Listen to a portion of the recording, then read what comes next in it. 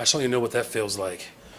So again, good afternoon, everyone. Thank you for being here, and thank you to, of course, to our Chicago Police Superintendent. Our budget director is here. We have Annette Guzman and Fred Waller, Business and Consumer Affairs Commissioner Ken Meyer. Thank you all for standing with me today. I want to highlight some of the actions taken in today's City Council meeting. But first, I would like to address the violence that our city experienced over Memorial Day weekend. Our prayers, of course, continue to go out to every single victim, as well as all the families and communities we're all grieving together today. What we saw this weekend was a manifestation of community disinvestment, poverty, trauma that our city has struggled with for far too long. Building a safer Chicago means addressing the root causes of crime with a comprehensive and collaborative approach. That means investing in people. And it will take all of us, and it will take all of us. Every city department, agency, police, business, philanthropy, community partners, all of the people of Chicago to deliver real safe communities. But know this, the work that we need to do has already begun. Amidst the pain and trauma of this weekend's violence, there was also courage and collaboration among business, philanthropy, and community. I was out there. I'm out there every day. Whether it's in Inglewood, the Loop, Little Village, Auburn, Gresham, all across the city, I saw people coming together to keep as many people as we possibly can safe. Now, of course, I had the opportunity to experience some of the incredible opportunities that the city of Chicago affords its residents. And though our Chicago Cubs are struggling right now, I did have the opportunity to throw out the first pitch. I'm the first mayor in the history of the city of Chicago to throw a split finger fastball, and it was a strike. It's a knuckle breaker. Of course, many of you all saw me playing spades. I know my credibility within the black community went up 1,000%. Of course, you all saw Sueños, beautiful, 50,000 people every single night from all over the globe. One of the largest demonstrations of the Latinx community in the entire world. I've also had a chance to spend some time with the students at Farragut High School and New Life. I was at the rink, roller skating, kind of. And then, of course, spent some time with Pastor John Hanna and the work that he is doing and he's been doing for some time. It was uplifting and it was inspiring, which truly showed the heart and the soul of the city of Chicago. So I want to recognize these community leaders and their work, and also recognize, of course, our first responders, many of whom were working overtime on their day off. They were at beaches, festivals, in neighborhoods, working with communities and making strategic adjustments where necessary in an attempt to deter criminal activity. I also want to recognize the need for continued investment in our neighborhoods and, of course, to the people of Chicago. As we work to address these challenges, we can't lose sight of the good that is in our city and the good that is in the people of this city. I will continue to bring the full weight of my administration, including the Chicago Police Department, the Mayor's Office of Community Safety, and our city departments and agencies directly to our communities to collaborate on public safety, because that is a very personal issue for me. As we've seen this weekend, violence continues to impact the community that I'm raising my family in, the Austin neighborhood, on the very block where my wife and I are raising our 3 children. So increasing peace and safety throughout our city is my highest priority, and we as a city will keep working at this every single day until we build a safer Chicago. I would like to now bring up our interim superintendent, Fred Waller, to take a closer look at everything that happened this weekend and explain what we've learned about our strategy moving forward. Superintendent. Thank you, Mayor. Thank you, Mayor. Good afternoon, everyone. Good afternoon. We just concluded our 62nd annual recognition ceremony, which recognizes the heroic and brave work of our Chicago police officers. This ceremony always inspires me and only scratches the surface what our officers do to keep all of us safe. I want to extend my deepest gratitude and thanks to all officers, especially those working overtime this weekend to safeguard our city. From large events like the city's Memorial Day Parade to Sweeney Oaks Fest to Prayer on the Nine and the 6th District with the, Prayer on the Nine and the Beverly Memorial Day Parade. I also want to thank all of our community partners, including outreach workers, faith-based partners, and violence interrupters for their collaboration this weekend as we work together to make Chicago safe. It won't happen overnight, and it will take tremendous effort on behalf of all of us, but we're putting the work in. I want to acknowledge the people we lost to senseless gun violence this weekend and those who will forever live with the trauma of gun violence. It pains me knowing that too many of our residents have seen or experienced this proliferation of gun violence. No one should fear for their own safety in their own neighborhood. No parent should have to fear that their child's safety is at risk as they play. To those who have felt this, I and all of the Chicago Police Department stand with you. We will never stop working on behalf of you or your families to make our community safe.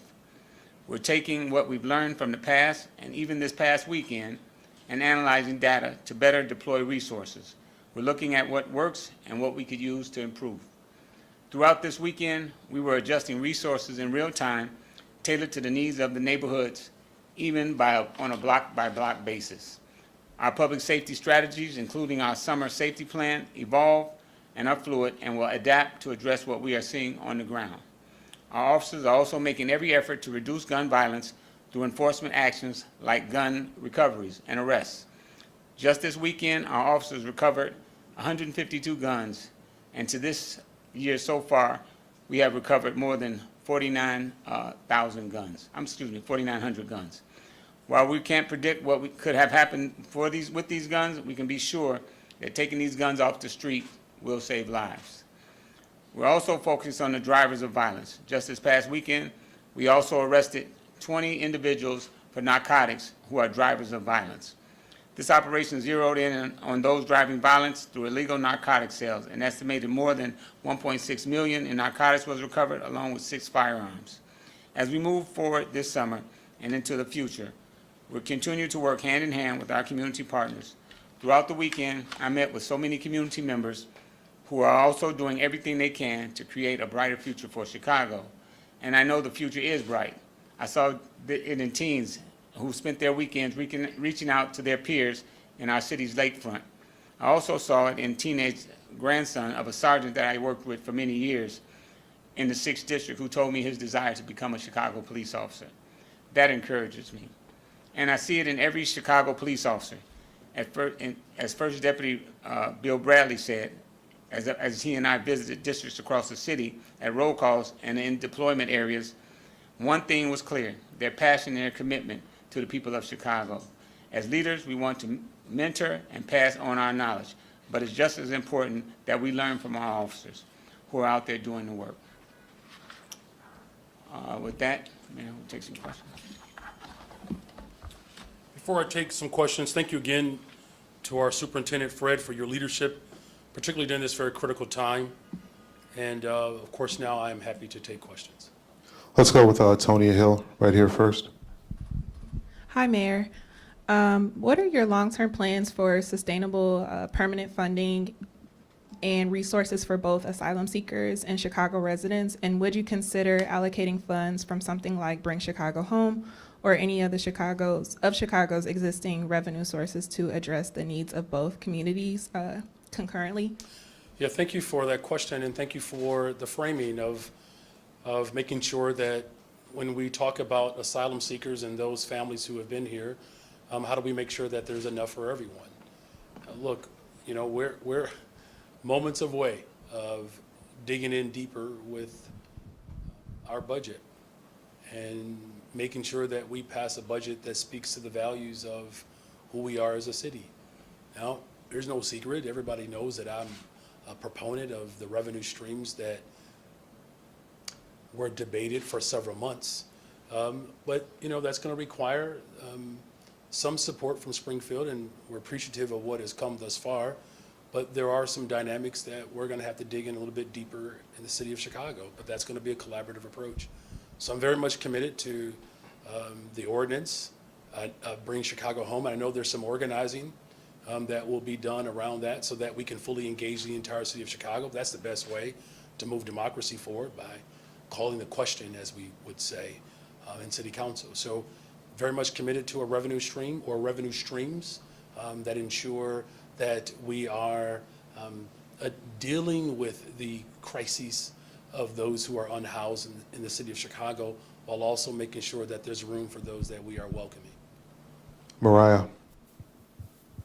Hi, Mayor. Hey, WBEZ and the Sun-Times found that 26 of the closed schools from 2013 are still vacant, and even the ones that have been bought by developers, some are still just sitting undeveloped.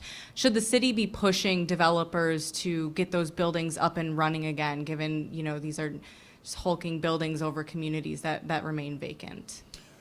well, you know, look, the school closures is, quite frankly, how we created a political environment that led to my election. You may have heard today Alderwoman Taylor speak very candidly about her time as a hunger striker. I was one of them as well. I don't think either one of us expected to be here today, but here we are. And so part of our work is to make sure that the trauma that occurred as a result of that brutal act against the people of Chicago, that we find ways to merge our interests so that we can address the crises that, quite frankly, we inherited. And so that's going to require conversations with developers, but also those that provide the leadership within city departments to figure out how we can stand up facilities that ultimately address all of our needs. So, in other words, all of it is on the table. It has to be. The people of Chicago deserve leadership, and in this moment, we're going to give it to them. Thank you. Fran. And I do apologize. It's hot in here, isn't it? And so I'm sorry. I asked someone, why is it so hot? And they said, I can fix that. So that might be the one thing I might be able to get right by the end of the day. So I'll work on that the next time. Sorry, Fran. That's okay. Mayor, it was a rough meeting. It was a cathartic meeting. Is the honeymoon over for you? It was a rough meeting today, Fran. Well, emotionally, sure. I mean, Sure, I would say emotionally. So I don't know if I would attribute the roughness to a honeymoon. Well, people were screaming at each other, etc. I mean, is the honeymoon over for you?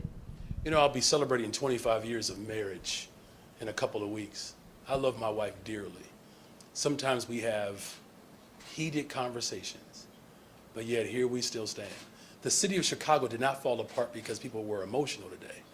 In fact, I would argue, Fran, that the city of Chicago is stronger, because even through that debate, we were still able to have a democratic process where voices were heard, and the challenge that I inherited from the previous administration, we're not going to duck from it. We're not going to dodge it.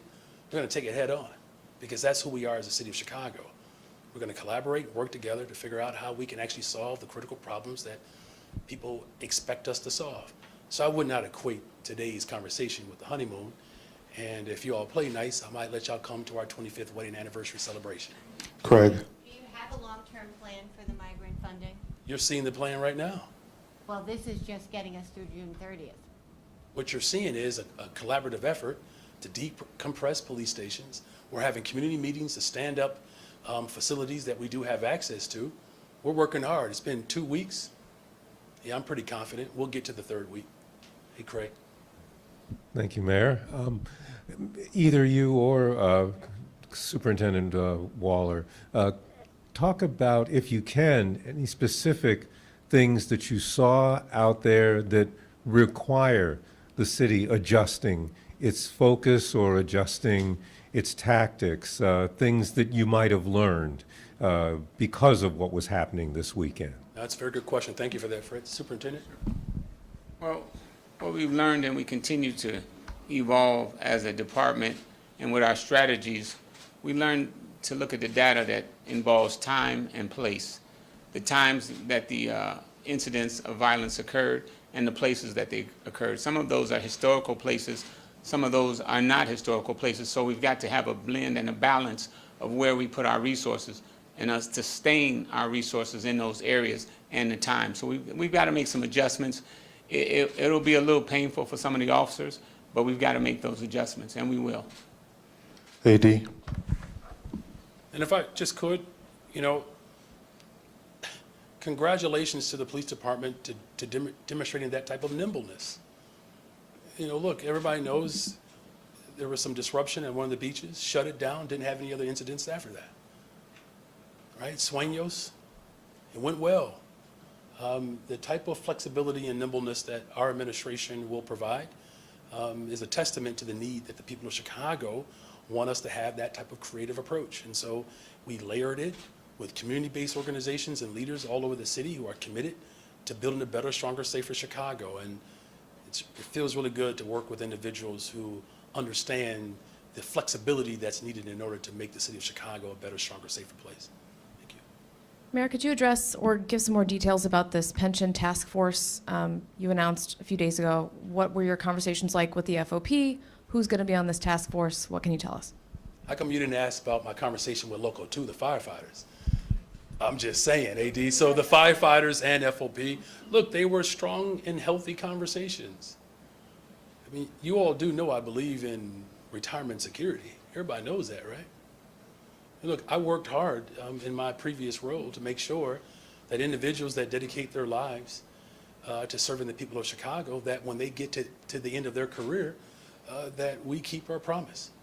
And so this task force is going to be comprised of course, individuals who are impacted by our decision, which are our rank and file members, police officers and firefighters, but it's also going to include not just my administration, but the General Assembly, members there. It's going to be a very collaborative approach because that's what the city of Chicago elected me to do, is to bring people together. And so far, we're doing that. Mariano. Hello, Mayor. What's your take on the tone of the debate today, given the xenophobic expressions we've heard from the Tribune? From who? From the outside of I see. the floor. The vast majority of people recognize the challenge that we have. They do. Is anyone going to disagree that black communities in particular have been disinvested in? No one's going to disagree with that. Y'all know the work that I did before I got here. Organizing against school closings, mental health centers being shut down. And so the tone really reflects the failures of the past. But today was a demonstration of how we move forward. I'm confident that we will continue to build the type of consensus that's needed in order to bring the city of Chicago closer together. There really is enough for everyone. It's a matter of how we prioritize that enough. And so you heard people express their pain. I know that pain. I've lived it. I mean, shoot, I don't get my first paycheck till tomorrow. I'm just saying. It's hard out here for everyone. And we also have to recognize that we have an opportunity to do something righteous. And that's to make sure that families who want to call the city of Chicago their home, regardless of how they got here, that Chicago is big enough to take care of the residents who have been here and make room for those who wish to call Chicago home. Thank you all. Thank you all very much. I really do appreciate you all's time. Thank you.